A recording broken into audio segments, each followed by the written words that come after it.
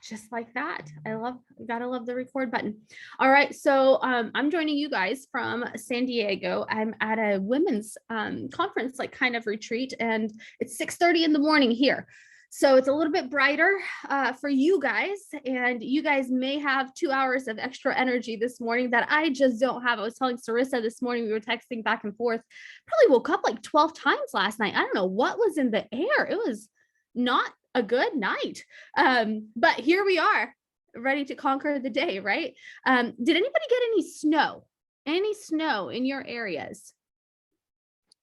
I'm in Denver right now. We've got snow. Oh, Jordan's got snow in Denver. Jordan is on her way to this retreat. So I'm going to see Jordan today, which is very exciting. I love it. I love it. It's going to be a good day. It's going to be a good day, guys. All right. Write this down. There was something when I woke up 12 times last night, I wrote something down because I woke up with it in my head. I wrote down, gratitude allows you to take inventory of the good stuff in your life. Gratitude allows you to take inventory of the good stuff in your life. So let's start with shout outs or any gratitude that we have. Take inventory of the good stuff in our life, and then let's get into our topic. Just find the little reaction button and raise your hand and tell us who you would like to shout out this morning, or who you're grateful for, or who is just like showing up in a way that you want other people to know about. And I'll give you a little bit of a second to think about it. I would like to share. Okay. Yeah, I have, it's gratitude and it's also a shout out. Charlie Vaughn on our team she is leaning in right now. She's at the point where the hard work comes before the extraordinary results. And so she's been just the last few days, working really hard. She was in the office till like 6 o'clock last night, working on paperwork and servicing clients and running comps and all this stuff. And she's just working really hard, and also like dealing with some stuff, personal stuff, and being a great friend. And, life is just, it's a little hectic right now, but she's pushing through. And so really grateful to see her doing that. I love that. Go, Charlie. Love that. Jordan, your hand is up. Beautiful hair, by the way. Huh? Beautiful hair. Thanks. Mine is for Valencia, who celebrated 5 years with us. I'm sure you guys saw on Facebook. So that's awesome with our team. And then also Leah on our team, she got notice 7 minutes after one of our admins was supposed to start that she was resigning, that she was not going to be starting with us. And so she's been doing double time in 2 jobs for a long time. She doesn't complain, she gets it done, but she's also really intentional about work-life balance and making sure that she takes time for herself so she doesn't burn out and can manage all this. So I just appreciate that about her and her leadership and insight. Oh man, I'm so glad you shouted them out. Valencia, congrats on 5 years. And Leah, man, you're a machine. Thank you for that. And my goodness, that's awesome. I want to give a shout out real quick to Casey Carlson. Casey was promoted to Director of Sales for the Austin team. So if you want to join me in congratulating him in the chat box, we did a whole little thing Tuesday at team meeting, and Ryan Serhant says this thing, if you want to write it down, you got to be the role before you get the role. You got to be the role before you get the role. And Casey has been the role before he got the role. And his journey is just amazing, you guys. He was a top agent for 4 years with us. And then he became productivity coach, and then he became director of productivity the following year. And this year he is stepping into director of sales, and he has certainly earned it. He's starting his 7th year with us. So huge congratulations. This is going to be a nice big year for all of us. So I'm excited. Okay. I didn't see any more hands up. I'm just going to keep going. Your job is to raise your hand if you got something to say, because we're going to move real fast. We are 20 days into January, 20 days. The market is hot in most of our areas. And today we have a few of our top 2021 agents sharing their number one ahas from last year. They're going to share their strategy of how they're getting their clients going this year to make it a really strong quarter. And then amidst all of the busyness in their life, They're going to share what's keeping their mindset strong. So we all loved last week. The chat box notes are in the calendar description if you ever want to go back to it. And then also the YouTube link is there if you ever want to go back to it. It was one of our most enjoyed ones. So thanks for everybody who shared last week. Here's a few updates. If you want to write down 3 updates. Number 1, we only have this week, next week, and 4 more weeks in February to get closings scheduled for Q1, right? So that means we have 6 weeks left to make an impact on Q1 being a really strong quarter for us, right? And we don't really believe in seasonality, right? Because we don't get like snow like 6 months of the year like Alaska would, right? So we have all the ability to have a really strong Q1. So we all have big goals. So I encourage you to just dig deep and give it just 100% this next 6 weeks, right? And the goal isn't to beat anybody else. The goal is to be on track for your own business goals, right? The goal is for you to be proud of you. Everything else is just noise. Everything else is a distraction, right? So the other thing I want to talk about is number 2, we have Ben on tomorrow. A lot of you guys know, I'm just here to remind you, tomorrow, Ben is doing the all partner call. He is doing the 2022 economic update for all of Place. I would not miss it. If you have something else booked, maybe see if there's a way to book around it. And then he also has a lot of the Goldman Sachs proprietary data that he's going to share with us. Remember, we had the $100 million investment from Goldman Sachs. And part of what comes with that, guys, is all of this data that's going to be really good for us to be able to share with our clients. Speaking of Q1 and Q2, we want to get those folks educated in a way that all they're hearing isn't the bad news, right? They're hearing the opportunities that they also have. And then number 3, if you haven't plugged into, well, maybe like a show of hands, in the last 30 days, who's been on a Place call at like 2 o'clock our time, right? It's noon Pacific, 2 o'clock our time. Okay, there's a few of you. I would say what, like 30%-ish. Okay. Guys, they are really, really, really good. You might want to just check back in and see like what those like Place trainings sound like, look like, feel like, because if you were on there, like, I don't know, a year ago, like so much has like been impacted. I'll give you an example. This week, Monday, was an agent from Ohio who closed 60 deals, 43 of them listings. I know all of us, like, that's a dream, like kind of job, 43 listings. Are you kidding? Then Tuesday, CPA Tax Strategies with our CPA. So that was really good. Yesterday was listing presentation with Ryan Gregg, who is like one of, I don't know, probably top 5 in the entire company. And then today, Jordan is teaching intentional living. Tomorrow we've got Ben. I mean, it's like every day there's really good stuff. So definitely don't want you to be distracted and all you do is train, right? Like training's like for the sake of like earning, not like just learning, right? But figure out, like, based on your business plan, what is it that you need? And then boom, like, it's good stuff. It's really good stuff. So and I just wanted to attract your attention to you. 6 more weeks to get deals going, because the second we hit March 1st, we're setting stuff up for Q2. And then we've got Ben tomorrow. You don't want to miss it.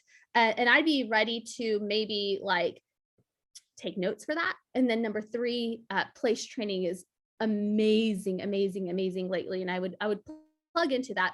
So today we have 4 of our top agents. I'm going to go ahead and spotlight them. And they're going to share like their perspectives today. And my goal is that you pick maybe 1 or 2 things that inspire you or that you want to implement. And the goal is for you to level up your business.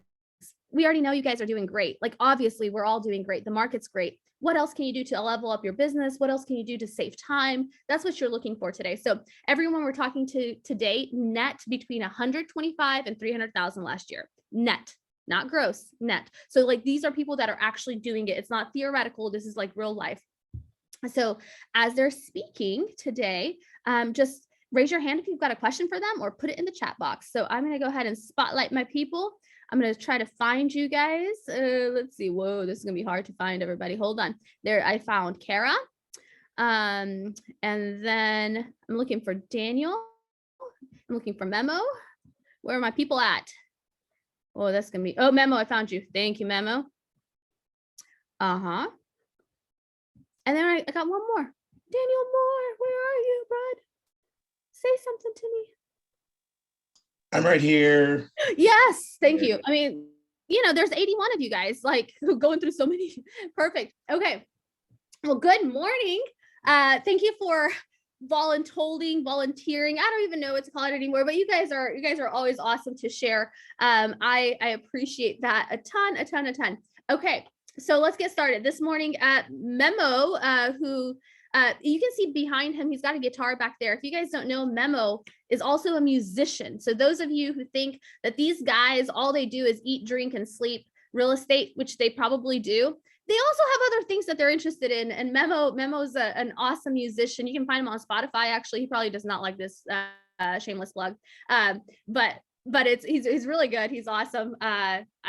Anyway, not anything about that. Memo 2021 top AHA. Tell us, what was that like for you? Yes, it is I, Memo, and thanks for the plug. So my number one aha is, and this is for me at this point of my career, right? It's work smarter, not harder. I feel like I took on any piece of business at all, no matter the size.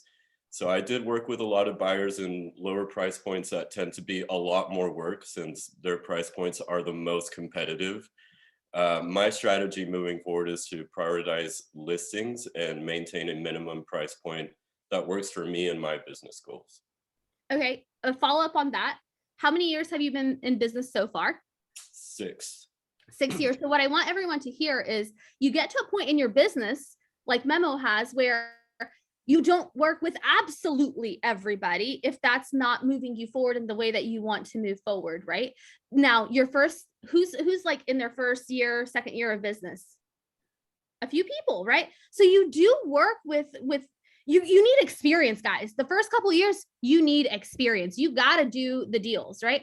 But then you walk into year 2, 3, 4, 5, 6, 10, right? And then you start building the business the way you want to build it because you already built the expertise. So that's awesome. Priorities, listings, and what's your minimum price point that you're willing to work, since you said work smarter, not harder? It's got to be at least 300. Okay, minimum price point 300 that you're willing to work. I like that. Smarter, not harder, and that's what it means to you. I appreciate that. Perfect. I love it. I'm gonna do it different this time. I'm gonna go to the next one. We're gonna ask the same question 4 times. John, what about you? Top 2021? Aha. All right. So as I was thinking over my past year, I know my internal thoughts the entire time were, list to last, right? Like, and trying to find listings. But I kind of went a different route and I ended up servicing a lot of buyers.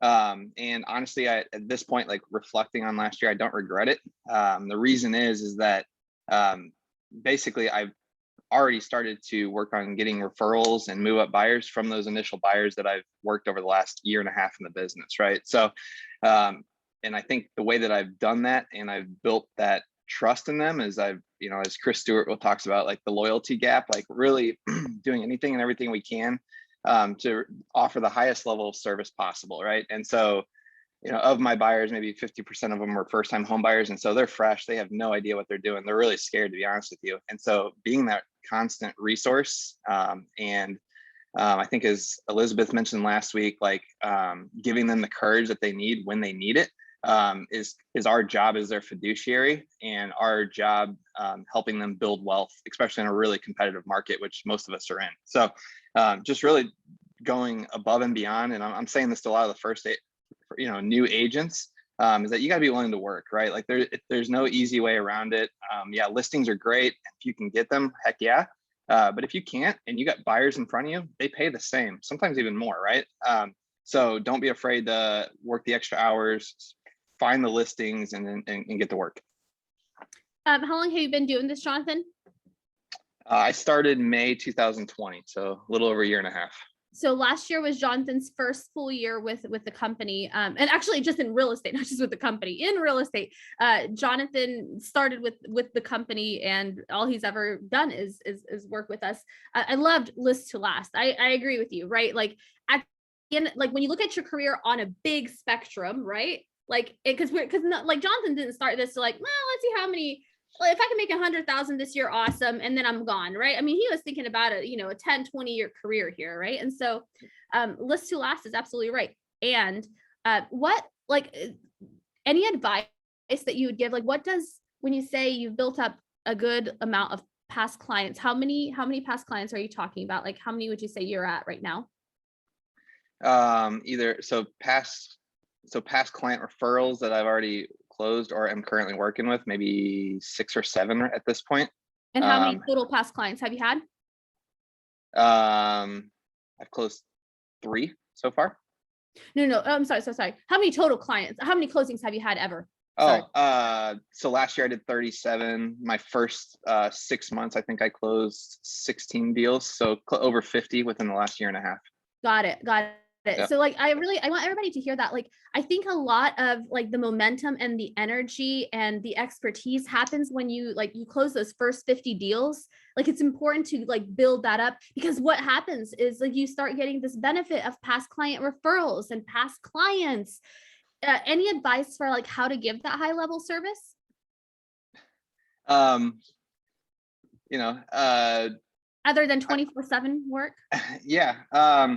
Just really, I mean, it's not a lot of effort, right? To be that constant feed and I was messaging with the client last night at 10:30, right? Like that, for me, that's normal. My wife understands it. Like, I'm tuned in to being with family, but if there's some quick questions, or like a house that somebody's really interested in seeing tomorrow, there's no reason that I can't hop over and take a quick look at it. So just being that service, or being that source of information that people need when they're going through the process. How'd you get your wife on board to like be like okay with what's PETA like? I mean, how do you deal with that? I think she sees that I love what I do so much, in this career, and she's seen me in past careers where I didn't love what I did. So she's really supportive of it, and she understands that this is what I'm meant to do, and I'm really happy doing it, and she supports me. Got it. Memo, real quick, back to you. How do you get Jessica on board? Because you're also in a long-term relationship. Oh, she doesn't mind as long as I bring the bacon. So okay, so you guys, you make money, like people like understand in your household a little bit better. I appreciate you saying that. Bring the bacon. Daniel Moore, top 2021 aha for you. What was that like?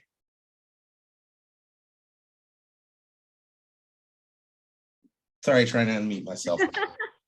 I was trying to reflect back on 2021, and I had written down a few things, but they kind of all led to the same thing for me. And it was balance and consistency were my top ahas, and it all led kind of back into the things that I'd written down. And one of them was work-life balance. And I have started that definitely this year. I'm putting it in my calendar, those days off, planning for actual time to myself and protecting it too.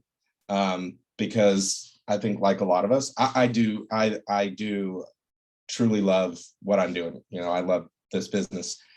So sometimes it's hard for me to just step away, but I need it to recharge. Just me and my personality anyway. I'm kind of I would consider myself a social introvert. So I can turn it on and turn it off. But if I'm turning it off, I really need the time to myself to recharge. So I have to build that in, because there's always something to do, and somebody that needs something in this business. So that balance for my life was important. And then the consistency, and the first thing that I had written down that I thought was my biggest aha was systems and processes. But I feel like that was just kind of the foundation of my biggest aha, which was balance and consistency, because I can't have balance and I can't be consistent if I don't have processes in place, and systems that I follow.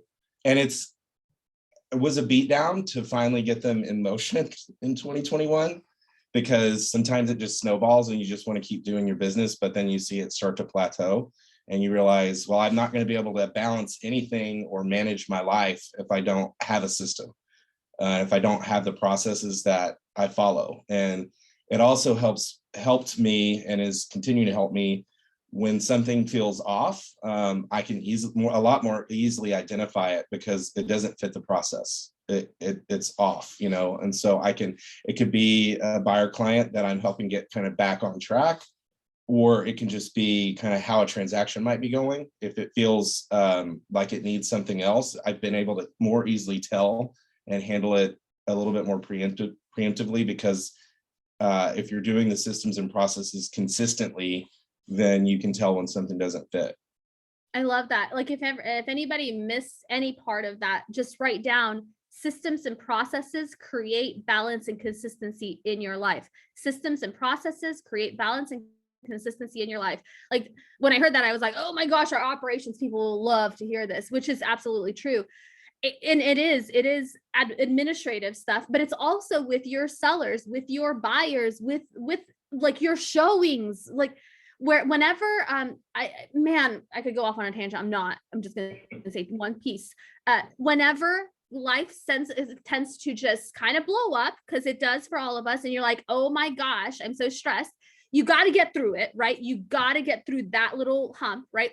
But then you got it. Like the next thing you do is, how do I prevent this in the future? How do I prevent this in the future? How do I prevent this in the future? That's how you build consistency and balance through systems and processes. God, that was good. Question, follow up.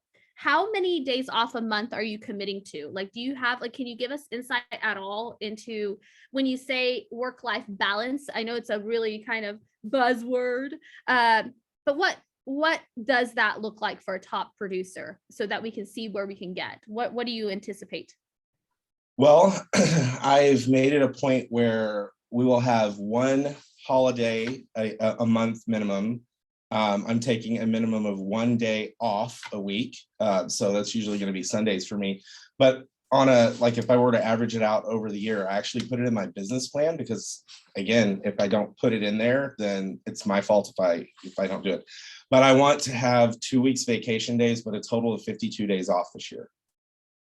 Okay, so a total of, write this down, right? Like, guys, 52 days off.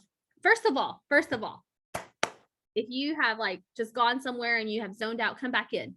What other job are you going to make 6 figures, not make net 6 figures, and have the opportunity to take 52 days off whenever you want? That is the opportunity of being an entrepreneur. But even more so, like, I can tell you, because I've done it all. I've sold real estate by myself. I've had my own team. I've been a team leader for Keller Williams. I've ran regions, and then now I've partnered with Ben. 6 years into it. You don't get 52 days off by just running your own show, right? Because there's nobody to pick up the pieces for you. That's the reality of it, right? A 5-star career, write it down. 5-star career is 6 figures of income, net income, and time to enjoy it. Otherwise, you're just a workaholic. 52 days off. I love it, dude. I love it. Any ahas, any questions for Daniel, Kara, Jonathan, Memo on the topic that they talked about? Because I'm about to go into a new direction. All right. I think you forgot Kara. Oh my God, never mind. Kara, thank you. I mean, you know why I forgot you? I you're right there on my screen. I can see you've got such a good hair day. I'm not focusing on the questions. Kara, thank you, Sharon. This is why again, did we just talk about why we need a team? It left up to my own devices, Kara would not even talk today, because I would not have Sharon. Kara would have spoken up. Kara, talk 2021. Okay, yeah. So, I mean, I wrote down a good amount of things as far as what my biggest aha was, but I think the main thing for me last year was that discipline and mindset is everything for me.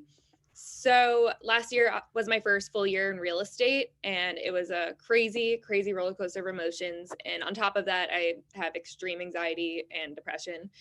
And on top of that, I moved to a different city while doing real estate in Austin, because I wouldn't give that up.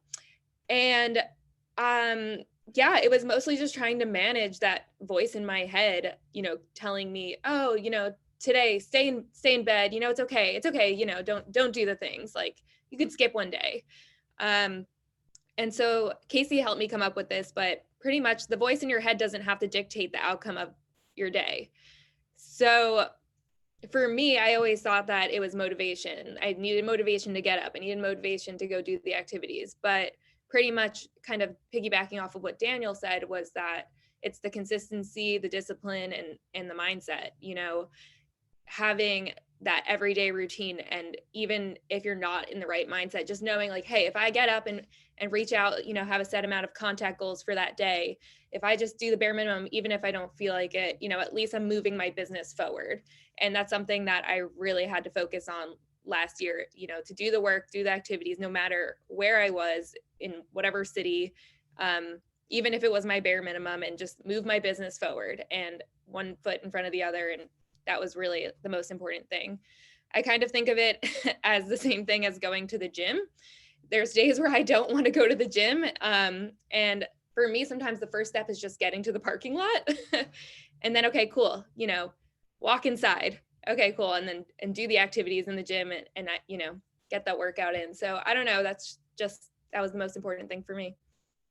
If y'all need to wrap that up into like one sentence, it's don't rely on your motivation. Yeah. Don't rely on your motivation. That is a liar. Like, because nobody is motivated 100% of the time. Honestly, I don't even know if I'm motivated 20% of the time, guys. I mean, Kara, what percentage are you motivated, would you say? Like, you're like, oh my God, I'm going to crush it today. Like, how many days do you wake up like out of 100 and say that? Like, oh, I'm so excited about like crushing this day. It's going to be the best day ever. You know, I would say like 1 or 2 days a week. Okay. See, Yeah. right. It's not that high, right? Like, don't rely on your own motivation. It's a liar. Mm-hmm.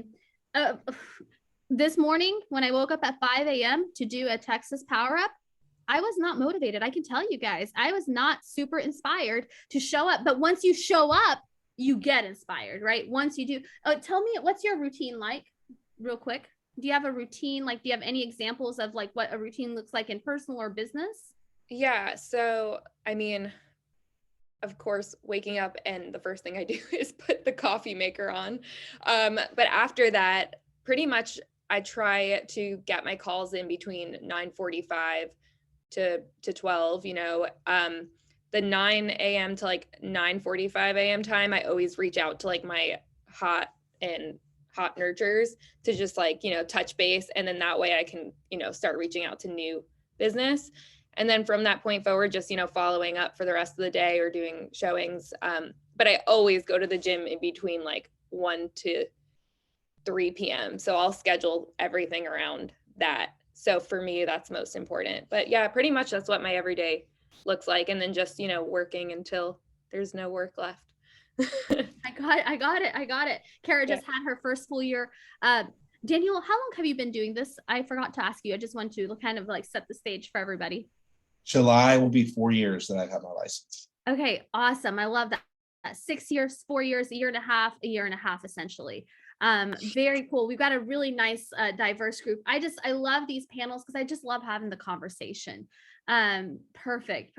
Okay. I wrote down good stuff so far. So we're only a third of the way in, but this next part will go pretty good. Tactics, disciplines or strategies like to ensure that you're having a good first quarter.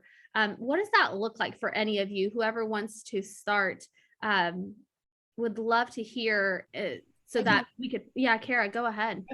So something that I've been doing since I started, pretty much after Monday or Tuesday team meeting, once we get like the stats from what's going on in the market, I try to provide like, as soon as we get back into our office, you know, weekly real-time data updates to my, you know, hot clients, the ones that are like out there ready to go, even like past clients that I knew had mentioned that they were looking for an investment property. Just, you know, trying to come from contribution. Like that is my main thing that has been helping me move my business forward for Q1. And I pretty much do this every single week to those main people until I get a response. Okay, so really quick,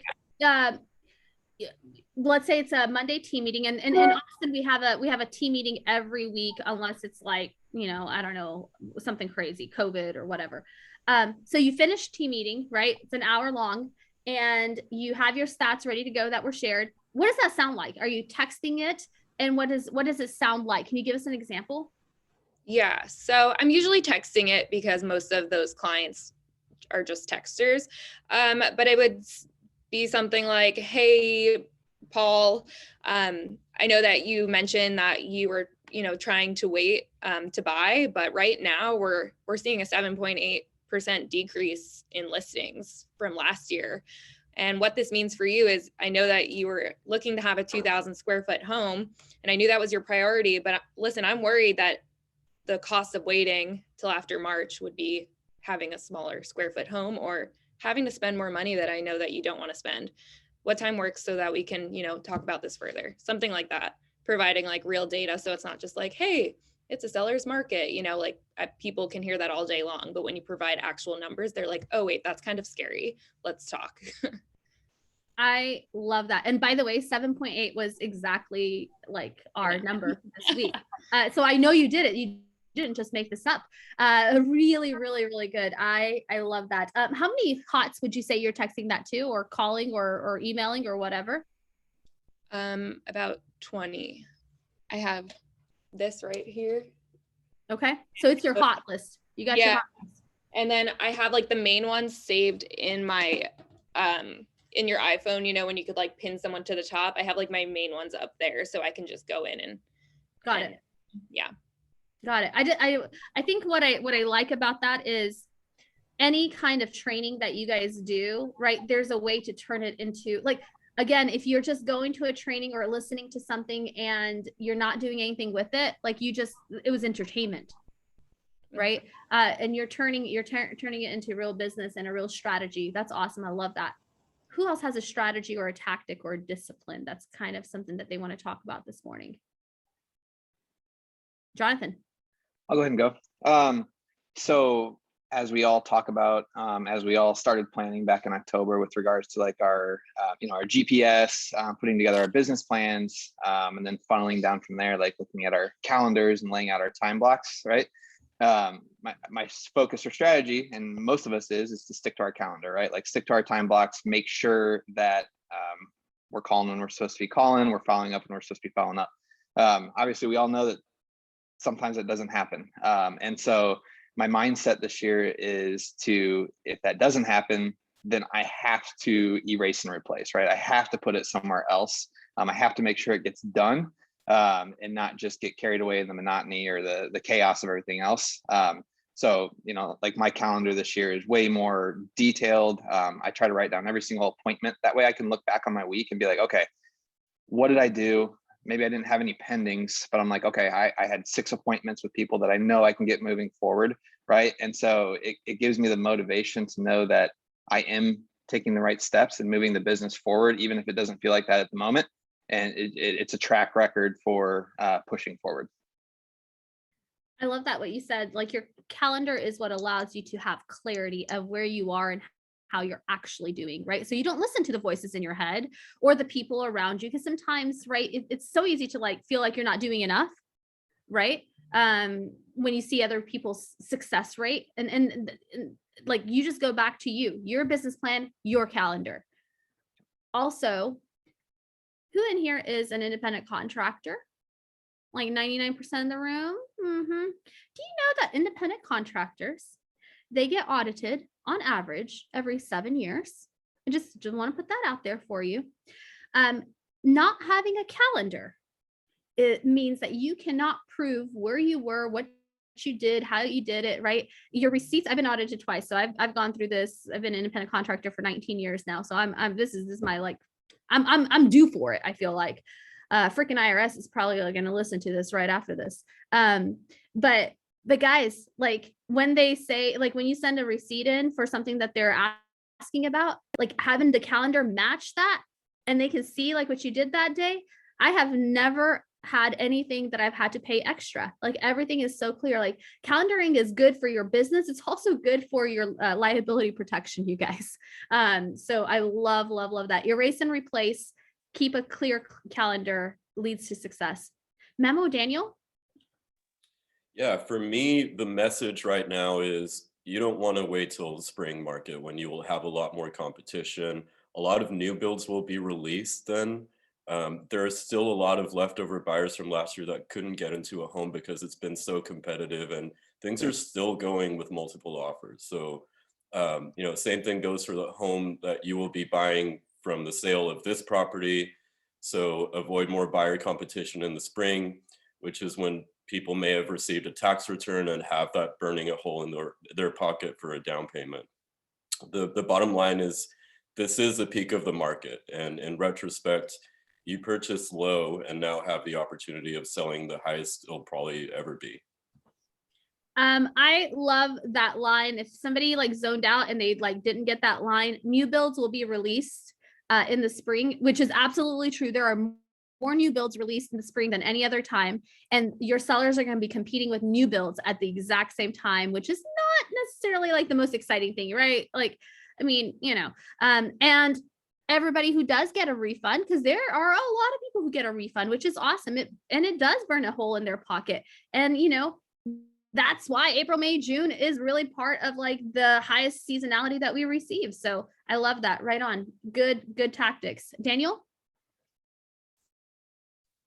For me, really it touches on things that everyone has already mentioned, but it's consistency, reliability, accountability, and expertise in what I'm doing. And so it goes back to what Kara and Memo were talking about, and the expertise part. If I'm going to be a trusted advisor and not just a transactional agent, I need to know what's happening in the market. I need to know my stuff, but not just know it. Just like Kara said, be willing to actually share it with people. I mean, sometimes we forget that we truly are experts in the business, and we should be able to share this with people, and especially those people that have already raised their hand and said that they're kind of somewhat interested or are doing something in their life that they're going to be impacted by it, whether they realize it or not. So the expertise part is just making sure that I'm listening and researching and educating myself on what's happening in the market and in our industry in general, and the direction that it's headed, like actually moving from more transactional to more trusted advisor, homeownership and wealth building, to me is kind of where the whole industry is really headed. And that's why Place is what it is. It's the whole encompassing package of being the person that people reach out to when they own a house and when they're building wealth and real estate, whether it's, hey, do you have a good contractor to fix the, busted pipe, to where should I invest in my next Airbnb rental? I want to be the one that people reach out to for that. And when I say reliability and accountability, I mean, I want to be consistent. I want to be reliable to provide that information to people and to my clients in particular. I want them to know that I'm going to show up. I'm going to consistently show up. I'm going to show up for them. And then the accountability part is keeping me in line with all of that. Like, it's actually taken some of my biggest clients to kind of beat that into my, in my head. They've helped me build some pretty strong systems and processes because I needed them to truly show my value to those people. And so for everyone who doesn't know, Daniel, you represent a fairly large builder, right? You have right now you have a team within the team model, and it's a machine, right? And you represent a builder. And how, just as a side question, how are you keeping every client, and not just every client, I'm sorry, every agent on the other side and their clients updated on all of the process? Because we know the building process is taking forever. How are you keeping like reliability and accountability? How are you doing that when you have a lot of clients? Systems and processes, 100%. It's funny because it took a while to get what, sometimes it's you're building the process. You don't really know what it is. You're going through it and being like, okay, well, this feels unmanageable unless I do it the same way every time, so I can, handle everybody the same. So if somebody, it could either be something feels off and I can tell because it doesn't fit the mold, and I can try and hedge it and address it up front. Or if it's just the fact of the matter is sometimes you're going to have disgruntled people. I mean, it might be on the other side of the transaction. And if you're able to show, well, no, because we do the same thing every time for everyone. It's just like that auditing thing that you mentioned. It's like, if I do it the same every time, if somebody tries to say that I don't, it's going to be really easy for me to prove that in fact I do. And, you know, when it comes to all those people on the other side of the transaction and the actual big client, which is the builder, which I'm representing, I have to be able to prove that I'm doing what I say I'm doing. And I can't do that if I don't have processes and systems that are recording, essentially, where I'm documenting what I'm doing. Because I can say what I'm doing all I want, but if I can't document it and prove it, then it really doesn't matter because people forget. I love that. So we have a tendency in real estate. I don't know if you guys have a tendency. I used to have a tendency, and I even try to break that habit even today, right? If something's going crazy, another agent's like, you know, asking for too many updates, or, you know, they're like, you know, whatever, or the clients, you know, our tendency is to say that client is crazy, or the market is crazy, or blah, blah, blah. Like, we got to stop the blame game, right? Because if it feels unmanageable, or if somebody is unhappy, it's a system and process issue. If your business feels unmanageable at any point, or your clients or the like, and I'm not saying like the 1%, 2% that are just like crazy people. I'm talking if you like often have co-op agents who aren't happy with you, it's a systems and process issue, probably around communication, right? Right, because I mean, like, it all rises and falls on communication and expectations, right? Where most of us are in like relationships, and we know that's true in real life. It's true in business. I wrote down, if you guys missed this when Daniel said it, add this to your vocabulary to be able to compare and contrast yourself compared to everybody else. You are a trusted advisor versus a transactional agent. You are not a transactional agent like 99% of people. You are a trusted real estate advisor. Good stuff, guys. Any questions, any ahas? Real quick, give us the rundown of how you repped the builder. It was somebody you went to high school with, but you had lost touch for like 20 years and they weren't even your class, something like that? Yes, we went to the same high school. He was a few grades below me. I didn't really know him. I didn't know him. But then years went by, so it was 20 years.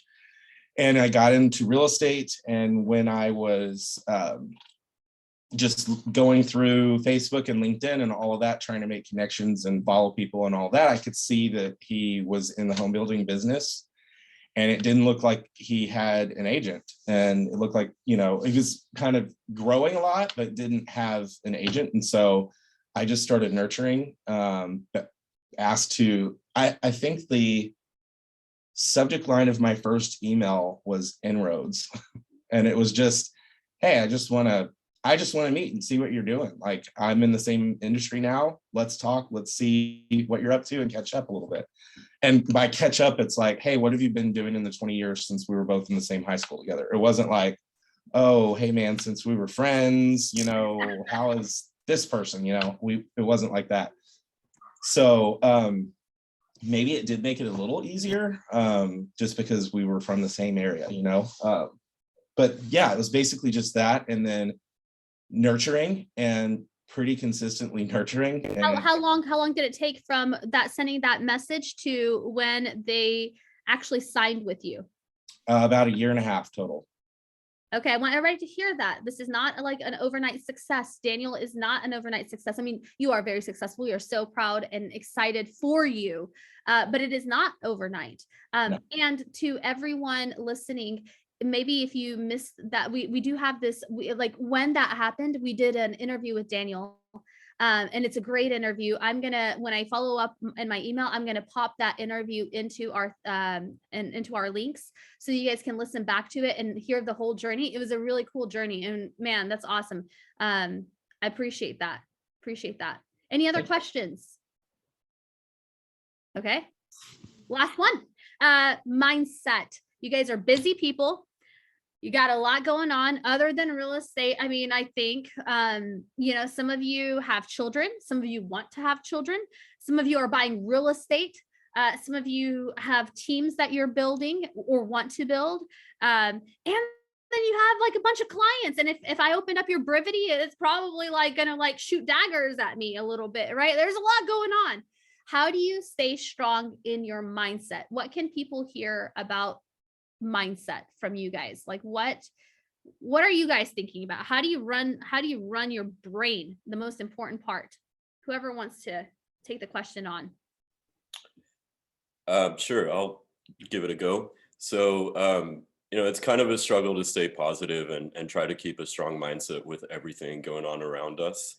I would say the work itself is a distraction from all of that. So I try to stay busy and productive. I like to tell myself that by doing that and being successful, I'm playing a small part in contributing to our local economy and engaging with our community. And hopefully that helps somewhat in the grand scheme of things. Also, I'm not a naturally chipper person, but I happen to work. No way. No way. But I do happen to work in an office with a lot of people who are. So I just show up and you know, try to soak up the good vibes. You know, I really love that. You guys, I hope you heard that, right? Like I know sometimes we have a bias that success has to look a certain way, right? It looks like a certain person, it sounds like a certain person, right? They must really have it all together. They must have all this energy and excitement, right? And sometimes they do, right? And sometimes like I need that. Like, I mean, if I don't have it, if I'm not super motivated naturally, I need to be around motivated people. If I don't have a lot of energy naturally, I need to be around energetic people. If I'm not whatever, it certainly helps to put yourself in the environment that creates that level of success. Man, awareness, that's what I heard. You have amazing awareness, Memo. I love that about you. Awesome. Who was up next? I can go. I'll go. Oh, go ahead, Daniel. Daniel, Okay. you're up. This one's tough. I also struggle with depression and anxiety, and it's always kind of a bit of a, you know, just kind of managing it in my life. Gotten better at that, but I think managing that mindset portion is extremely important, and that's part of why I felt that the balance part for me was so important from what I learned from last year and what I want to take moving forward. Because if I don't have that, I saw somebody post somewhere on Facebook yesterday, and I think I screenshotted it. It was essentially like, if you don't pour into yourself, you have nothing left to pour into other people.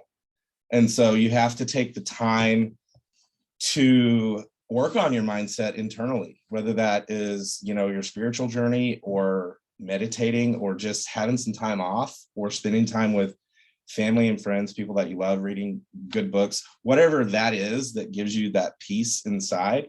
Because the motivation isn't the part it's gonna help you. It's always, actually, just like you said, it's a liar, and it's the one that's gonna fight you all the time.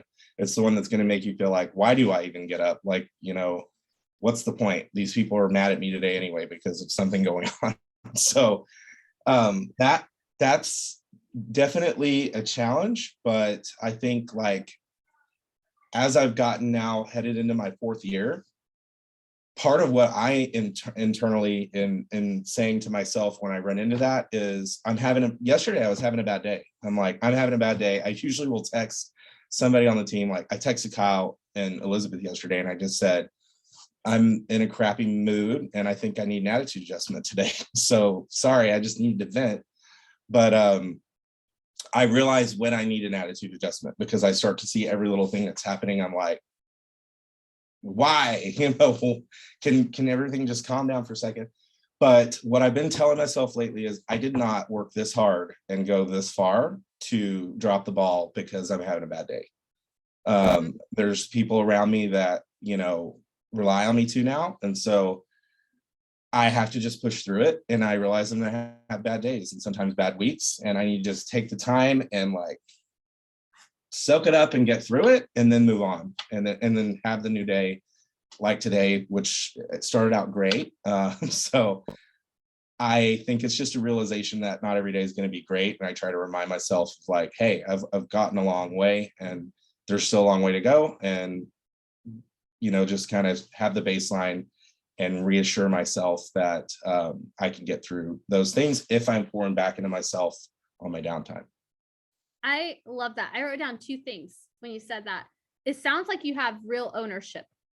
You have ownership of who you are, your attitude, your mindset, and ownership comes with the awareness. But once you have awareness, you have a choice. Do you own it, or do you just do you become reactive to everything and everyone around you? And do you allow that to sabotage you, right? Because we can self-sabotage. Most of us on this call, most of us in this company, nobody else is going to sabotage us but ourselves. We will self-sabotage faster than a lot of other people, because we've got so much passion and power up here, and used in the right direction, it channels into real success. But sometimes it can be the other way. Now, you said something, I hope everybody wrote this down. I didn't get this far to only get this far. You didn't work this hard to only get this far. Most of you, if you have been here a year or more, you have laid the groundwork. You have done the hard work. Making career changes just means you're going to redo that. You're going to have another hard year somewhere else, at another brokerage, at another team, at another industry. Don't do that to yourself. That's crazy. Yeah. You guys, you all have 100% success rate getting through the hardest days. All of you do. 100% success rate. Awesome. Love that. Jonathan, I heard your voice at the same time as Daniel's. So kind of just blending everything that, Memo and Daniel have already said, but my strategies or recommendation is obviously creating a framework, right? And that framework is both a schedule, right? But it's also surrounding yourself with people that are going to give you the motivation to keep going. Like Daniel said, when you don't want to keep going, right? Or give you that attitude adjustment when you need it. So that, that's family, that's coming into the office for me. That really, it does, it rejuvenates me. Real estate is not a business that you can easily do alone. It just, it can be very lonely, I guess, right? If you're just doing it alone. So if you're doing it with people that you love and that you care for, and that have the same goals as you, we're just going to be driving each other forward. I have a stat to back everything you just set up. Entrepreneurship has a 96 failure rate. 96% failure rate. You guys are not real estate agents. You happen to be in the real estate industry, but you guys are entrepreneurs. 96% failure rate. And it boils down into a lot of what Jonathan just said. Going at it alone, right? There are certain things that sometimes you just need to do alone. You got to be real careful with how long you stay alone, right? We all have friends who can never be in a relationship, right? They can't make a relationship last, right? Because they're so independent, right? They're so alone so much that they haven't learned how to work together with others, right? And yeah, family is your framework, right? Your relationships are your framework. Your everybody on the team is a framework. What frameworks do you need to protect yourself against self-sabotaging isolation? Figure that out. That's a really, really good, great share. Kara, yes, ma'am. I mean, everyone already said pretty much everything I would have said. But I mean, for me, I would just say, allow myself to feel the bad feelings. Sometimes I try to, work over it or fight it. Even yesterday, I was sitting in the office and I'm like, dang, I feel like crap for no reason at all. I feel like I have nothing going for me, even though I do. And then even just saying it out loud, Melissa said to me, she's like, it's okay, feel it. And I'm like, okay, you're right. So I think just reminding yourself that it's okay to feel the crazy feelings, even if they're not true, and then let them pass. And then, yeah, coming into the office is the most important thing. I find myself fighting myself every morning no, I could do this from home. I'm just going to make breakfast and sit here. And then I come into the office and I end up not wanting, like yesterday, I was here till 3 p.m. and I was like, I'm going to leave by 1 because I could just sit and be productive and talk to like-minded people while I'm here. And I don't know, it's just motivating. 2 things I got from that. Kara felt like nothing was going right yesterday. I want you guys to know Kara has 53% of all the business she needs this year already spoken for. And she felt like nothing was happening for her. Like life sucks, right? Motivation, our feelings even are liars. You can't rely on it. Can't rely on it.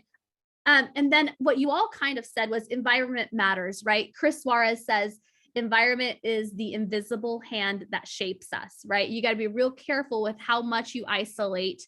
Diana Kokosa says something really smart. She says, when you start in any relationship, especially business, right? You start out very dependent in a new team, in a new industry. Then you get independent when you got it. You're smart. You got mastery, right?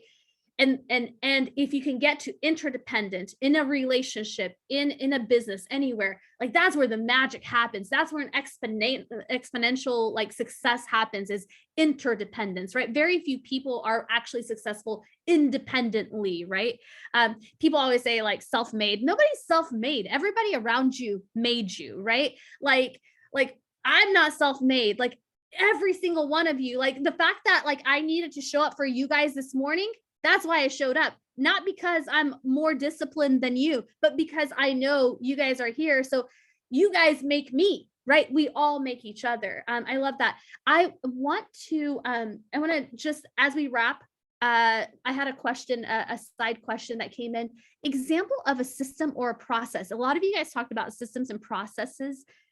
Can anybody give an example of what a system and process looks like in your business? Because we've got some agents asking. You can think about it for a second. I guess There you go. For me, just following your GPS, right? And figuring out, especially with it's, I guess, easier to outline for sellers, right? So focusing on where those, instead of calling to 10 different lists, right? Focus on 2 or 3 or 2 or, for sale by owners, canceled expireds, circle prospecting, like let those be your 3 seller stool legs, right? And then go from there. That would be what I would say.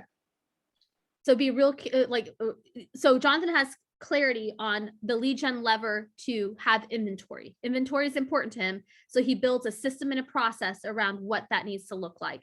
Yep. Got it. Anybody else have anything to add to that? Okay. All right. Essentially, I know whoever's asking, I know kind of potentially what you're asking. Systems and processes, there are administrative systems and processes, like you take a listing, what happens next, right? There are client systems and processes. Okay, I'm a new agent, so at the beginning I just kind of do it all and do it, it's kind of haphazard.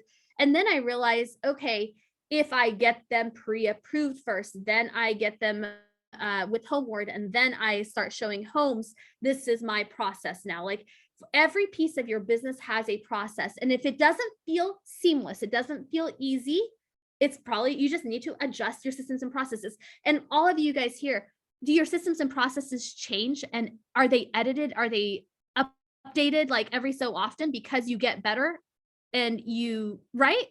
I see head nods. Absolutely. Like it's not a one and done.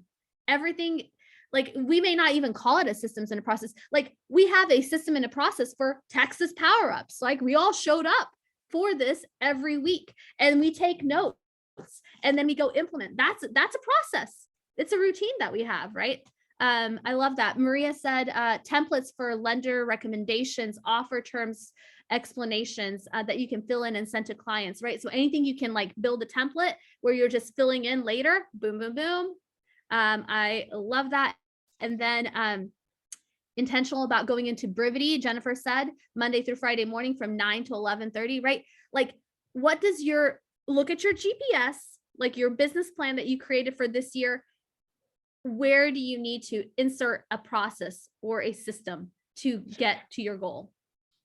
For me, I was the reason why I didn't really respond. It felt a little crazy to say, but everything from the calendar to the days, particularly Mondays. Mondays have to, like, I need them to be a certain way for everything for the week to go the rest of the way that it's supposed to, and that kind of, in a micro sense, happens with the day. I need it to start with the power ups and plan a certain way. So it's basically kind of every day. And then, like you said, all the administrative or specific micro processes go in there. So if I have a buyer consult, then I have a very specific process for following up with that, and then taking them on as a client. And then when it comes to, like, with that builder client, it's a very specific process that I have to take each person through. And, I have a lot of people that are looking at that. Every week I have a weekly brief with all the stakeholders. So the developer and the builder and title partner and lender partner and our team. And if we don't have that briefing, everybody's just kind of like, I don't even know what's going on. But that briefing helps us, because every single week we look at it and we're like, we know exactly where we're at in the whole grand scheme of things, because otherwise it's just not manageable. It's like, okay, well, it's all out here. I need to bring it down. And so I try not to over systematize and process, but then at the same time, I realize pretty much everything is some sort of system or process for me. I love that you said that, Daniel, because, and I'll wrap with this, but oftentimes I have a very aerial view of all of your businesses, right? And I feel like I can say that we don't follow systems and processes administratively a lot of times because it feels like extra work. And I am here to, like, take that, like, filter, that bias, that mindset that you have, and I want you to just, like, X it out. Absolutely not. The system that you're not following administratively, the process you're not following administratively, right? The ones that you're not doing for your clients, they actually take you more time. There's on the back, it's kind of like it's taking a listing or working with a buyer and you never set expectations, right? Like, it may feel good that you just got it signed and you're so excited, right? Like, we're all excited for you, right? But then there's so much work on the other side because you didn't, like, do it right at the beginning. All of life is like that, right? So the last thing that you want to write down is rely on your routine versus your motivation. Rely on the routine, not the motivation. Everything we do that leads to success is a routine. The fact that you brush your teeth so that you have nice teeth is a routine, guys. Right? So much so in business, so much so. I love that. You guys are awesome. Can't wait to see you next week. I hope those of you who might be getting snow, I don't know, if you want a snow day, I hope you get it. If you don't want a snow day, I hope you don't get it. So make everybody happy at the same time. And we will see you next Thursday. It's going to be exciting. And actually, on the Place Power Up tomorrow with Ben, it's going to be fabulous. I would definitely be taking notes and maybe, I don't know, recording it or whatever. All right, guys, have a good one. Thank you so much, Kara, Jonathan, Daniel, and Memo for this morning. You guys are always awesome. Thank you for your contributions. Hey, Bye, thanks for guys. the opportunity. Bye. Thanks for having us.